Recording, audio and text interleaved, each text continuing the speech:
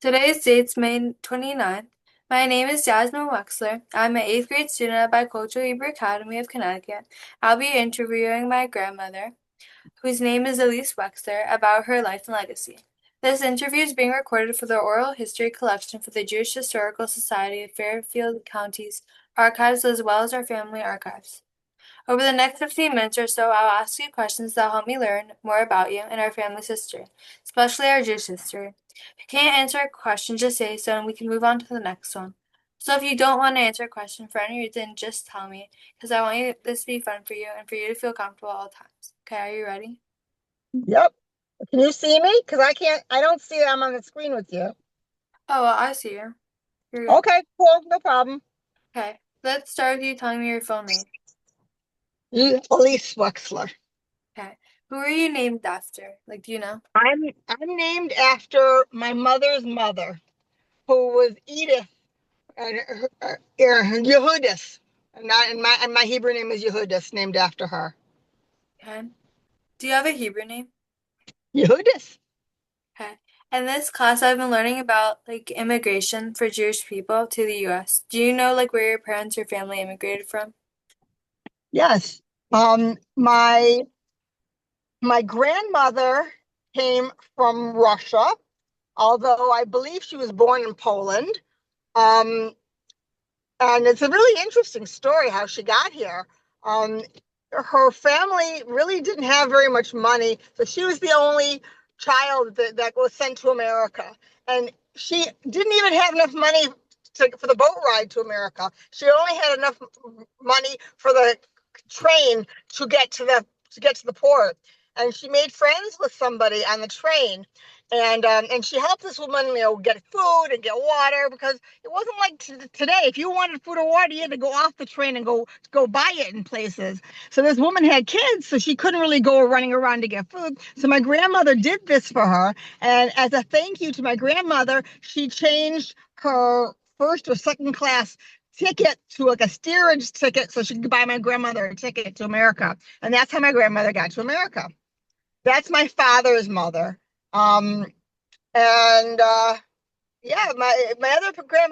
There's no crazy stories about anybody else coming. That was the most interesting story. But our family is from Russia, and my father's father's family is from Germany.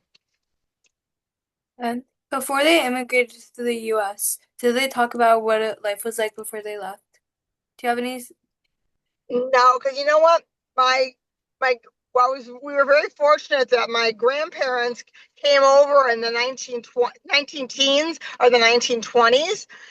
So they came before the Holocaust, and they really didn't talk about what life was like. Oh, yeah, pictures. I have pictures from my grandmother. She was a little bit of a Russian activist, a little bit of a socialist. A lot of Jewish people were at that time. Um, but they didn't really talk about what life was like.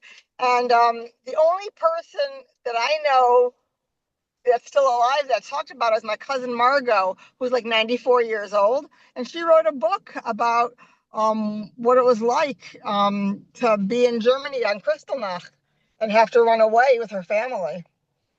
She lived a very nice life. And her family had a store, and they lived on top of the store, above the store.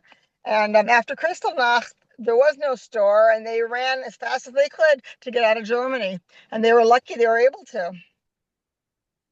Um, okay, now I'd like to ask you a few questions about your life growing up. Okay, so where did you grow up and who lived with you when you were growing up? So I grew up in a suburb of Detroit called Oak Park, Michigan.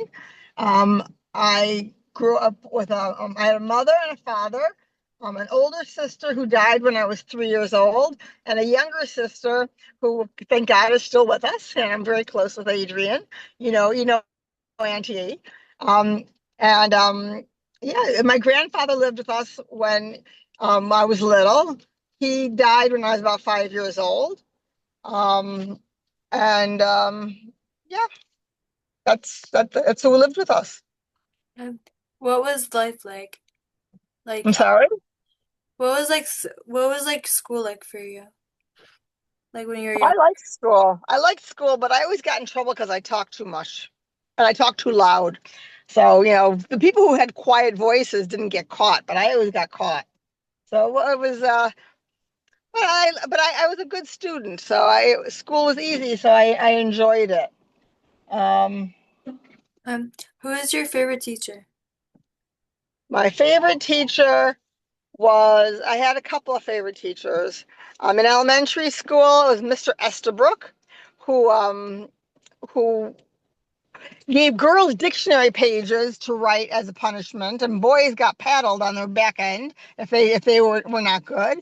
And it was kind of an interesting. He did an interesting thing because in the beginning of the day, he'd tell you what you're going to do during the day, and then if you finished it early, you could do whatever else you wanted during the day.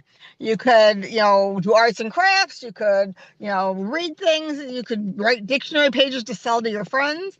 So that was an interesting thing. And then in junior high school, my favorite teacher was an English teacher, and yeah, he was very nice. His name was Mr. Domstein, and I really liked him a lot. So yeah, What did you and your friends do for fun when you were little? when I was little. So when I was little, we could go and do things by ourselves, like 8, 9, like 9, 10 years old. In the summertime, you could leave the house and just like just be on the block. Your parents didn't know where you were exactly, but they knew you were on the block. You were with the neighbors, you were with the friends, or maybe you went to the park. If you went to the park, you told mom you're going to the park, or if you went to the pool. But if you were on the block, you just kind of like walked out of the house, and you came home when you were hungry, and you came home when it got dark to have dinner and to go sleep.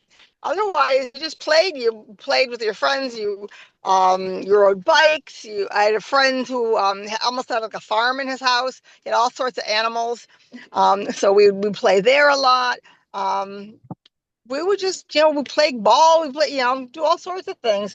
We were kind of like free range kids, and that's what it was like back then. You could do whatever you wanted. It was a lot of fun. It was very nice. I'm sorry that you guys don't have that opportunity anymore. Um, did you go to shul? And if you did, what was that like? So I went to shul when I was little. When my parents were alive, when my father was alive, we would really only go to shul like Rosh Hashanah and Yom Kippur. But after he died, I joined the youth group at my shul, which was an NCSY group for from kids. And I started going to shul on Shabbos, and then I went on Shabbos with my friends. I'd go, I went a lot of Shabbosim, through high school and my friend, I have lunch at my friends' houses and stuff. Um, so when you were younger, did you have a bat mitzvah? Nope, I Uh, did not have a bat mitzvah. I had a sweet 16. what was that like? Oh, it was a lot of fun. It was so much fun. It was we we had it out. It was in my backyard and my next door neighbor's backyard and in the house. And it was just like an open house. It was everybody came and went, and it was so much fun.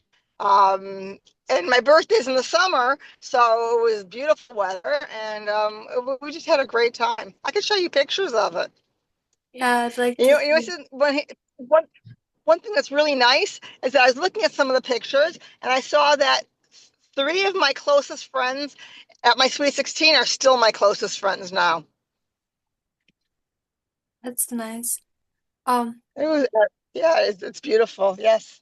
You should have um, the same thing, my dear. yeah, I want to. So what was your favorite like Jewish holiday or like non-Jewish holiday when you were younger? Or like, My favorite holiday, Purim. Purim was so much fun, dressing up and that was just so much fun. Delivering Shalach Manos and seeing people. It was just wonderful. what was your favorite costume that you dressed up as? Oh gosh. My favorite when I was in Israel at seminary, I dressed up like a baby. and in a onesie pajamas with a kind of like a sheet wrapped around me like a diaper, and like a pacifier or a bottle or something. It was pretty funny. And in Israel, you could have 2 days of Purim. So I started outside of Yerushalayim, and then for the second day I went to Yerushalayim where my seminary was. So that was a lot of fun. Yeah, that sounds fun. Um, and how did you meet Zadie? Like, So Zadie was dating a friend of mine. That's how I met him. We were I met him actually.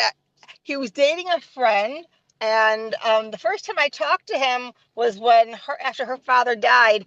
He answered the phone when she was sitting Shiva, and I called her, but she lived in Cleveland and I lived in Detroit, and so I called her to for a Shiva visit, and the phone, and when you're sitting Shiva, you're not supposed to answer the phone. So he answered the phone. That was the first time I talked to him, and I met him in person in Israel when we were in Israel at the same time. He was there for 2 years. I was there only for 1 year. So yeah, that was how I met him. um, oh, there's more. All right. Um, what did you do to make a living in your adult life? I'm a school psychologist. I worked for over 30 years in the New York City public schools as a psychologist. What advice do you have for future generations, like my age? Be kind to each other. And it's important to feel good about who you are, because if you don't have self-esteem, if you don't feel that you're a good person and you deserve good things, then people won't treat you well, and you won't treat yourself well, and others won't treat you well. So it's very important for people to not only be kind to others, but to be kind to themselves as well. Hi. Um, so thank you for like talking to me and doing this interview. I really appreciate it. And it was like Fun. It was